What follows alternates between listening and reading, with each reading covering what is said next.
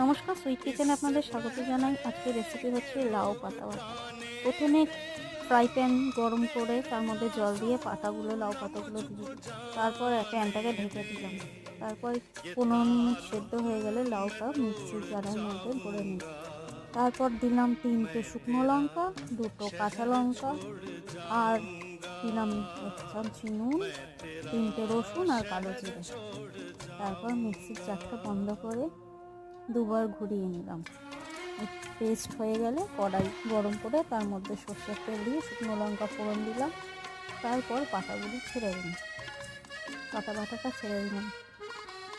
তারপর একটু মিষ্টি দিয়ে নেড়ে শুকিয়ে এলে ভালো করে নেড়ে চেড়ে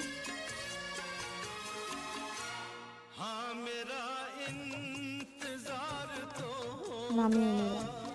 ব্যাস রেডি।